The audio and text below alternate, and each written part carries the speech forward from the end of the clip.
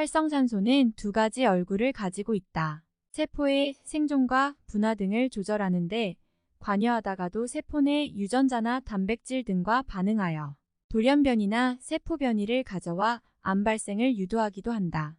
물론 신비한 인체는 활성산소를 적절히 활용하면서 동시에 제거하는 기능을 갖추고 있다. 하지만 여러 이유로 균형이 깨지고 활성산소가 대량 생산되어 불균형 상태가 되면 세포의 노화와 염증, 암세포화가 진행될 수도 있다. 현대인의 질병 중 약 90%가 활성산소와 관련이 있다고 하니 건강한 삶을 위해서는 활성산소가 불필요하게 과잉 생산되는 것을 막고 항산화 기능을 강화하는 것이 필요하다. 여성이 남성보다 오래 사는 다양한 이유 중 하나로 활성산소가 꼽힌다. 여성 호르몬인 에스트로겐이 주로 지배하는 여성은 느리지만 꾸준히 행동하는 습성을 보이는데 이런 패턴에선 활성산소가 덜 만들어진다. 반면 남성 호르몬인 테스토스테론이 주로 지배하는 남성은 움직임이 과격하고 행동이 급한 성향을 보이는데 이는 상대적으로 활성산소가 많이 생성되는 요건이 된다. 이를 근거로 볼 때 활성산소를 줄이기 위해서는 여유롭고 차분한 생활 패턴을 유지하는 것이 도움이 된다고 볼 수 있다. 활성산소를 제거하기 위해서는 과식하지 말고 소식을 해야 한다.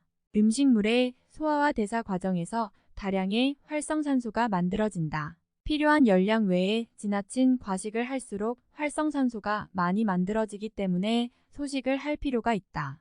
소식이 수명 연장과 연관이 있다는 연구 결과도 소식의 중요성을 뒷받침한다. 미국 유타주 브라이햄 영대학의 프라이스 교수 연구팀은 쥐를 두 그룹으로 나누고 한 그룹에는 무제한으로 먹이에 접근하도록 허용하고 다른 그룹에는 35% 낮춘 칼로리를 공급했다. 두 그룹 모두 생존에 필요한 영양분은 충족시켰다. 그 결과 칼로리 섭취를 줄인 그룹이 그렇지 않은 그룹보다 수명이 늘고 노화의 비율을 낮추는 생화학적 변화가 일어난다는 것을 확인했다. 활성산소를 제거하기 위해서는 무리하지 않는 적절한 운동을 해야 한다. 앞서 설명한 것처럼 지나친 활동은 활성산소를 증가시킬 수 있기 때문에 무리하지 않는 선에서 적절한 운동을 하는 것이 좋다. 한국생명과학회지에 발표된 연구에 따르면 6주간 유산소 운동을 시킨 쥐 그룹과 그렇지 않은 그룹을 비교한 결과 유산소 운동 그룹에서 사드가 21% 증가했지만 비운동 그룹에선 사드가 8% 증가 수준에 머물렀다. 사드는 인체에서 생성되는 가장 강력한 항산화 작용을 가진 효소이다.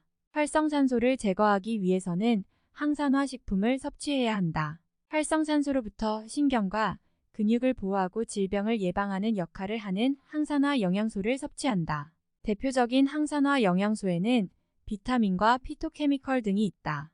비타민은 녹색 채소와 감귤류, 고추, 식물성 기름과 견과류, 달걀, 녹황색 채소 등에 많다. 피토케미컬은 신선한 과일과 채소, 견과류에 다량 함유되어 있다. 활성산소를 제거하기 위해서는 과음은 하지 말아야 한다. 술을 마시면 간에서 알코올이 분해되면서 아세트알데히드가 생성된다.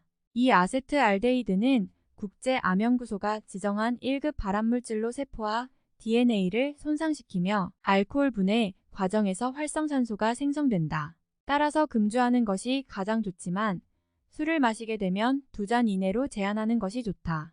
지금까지 노화와 암을 부르는 활성산소를 제거하는 방법에 대해 알아봤다. 첫째, 과식하지 말고 소식하자. 둘째, 무리하지 않는 적절한 운동을 하자. 셋째, 항산화 식품을 섭취하자. 넷째, 과음하지 말자. 다들 꼭 기억하며 생활 속에서 실천해서 활성산소를 줄이도록 노력해야겠다.